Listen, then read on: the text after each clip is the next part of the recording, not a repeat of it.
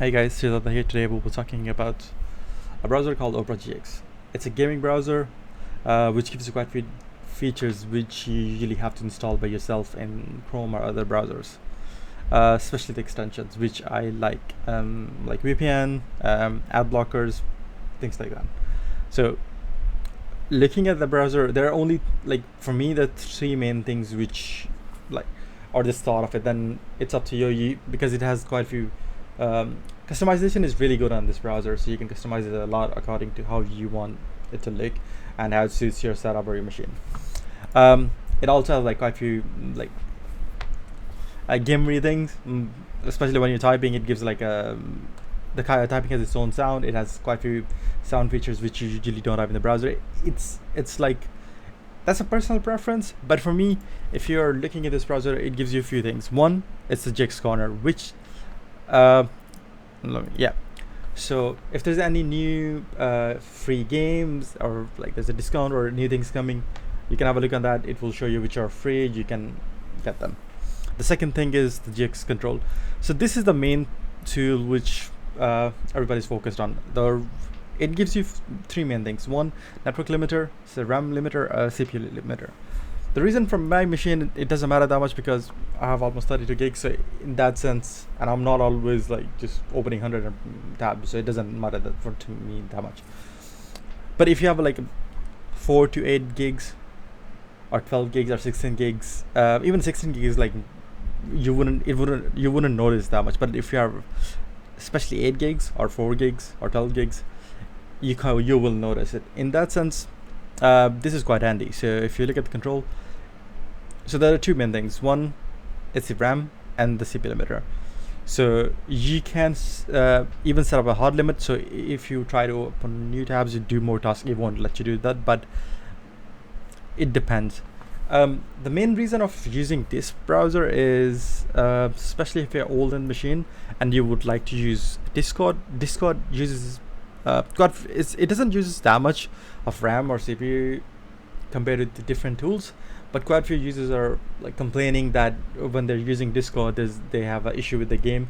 So that being you could use this browser to run that. That's one of the main reasons I was just using this. Other thing in control is the network limiter. Especially if you're downloading games or doing anything, you can set the limit in that way, so the most of your speed will be going to that way. So you're not arguing about it. Another thing is here. So you can set up different themes. You can set up different wallpapers. You have the wallpaper option in Chrome now as well, but this has let's say, let me show you this. If you tap, so it has its own sounds. You can disable that. You can add more sounds. You can customize it a bit more. So the other thing that we're talking about is this. So these are the extensions I usually install myself with the ad blockers and the VPN on Chrome. But those being part of the browser itself, you don't need to install them. So that's why those extensions won't use your RAM. So because they're part of the browser itself. So I have been using this for some time now. The main reason, even in this test now, you have on Chrome, I have less tabs open, but it's still using more RAM, more CPU resources. On the Opera, I have more tabs open, but it's using less resources. The other, also, one thing I'd like to tell you is, so this browser is quite integrated with Twitch, WhatsApp, all the extensions which you needed to connect with Instagram or those social channels. I don't usually use that much, so I haven't connected them beside Twitch. So with the Twitch, you can get a notification if you're the streamers you're following, if they're online. And one of the main feature I like about this browser is, so currently now YouTube has the option called Minitheater. So with that, the video you can move it to different part of the screen, but it has to be the part of the same tab. While this one, what you can do is you can click on that. So you can use this as a second or third screen. So if you're doing something, you can run in the background and you can continue using that. You can play the video, whatever you want.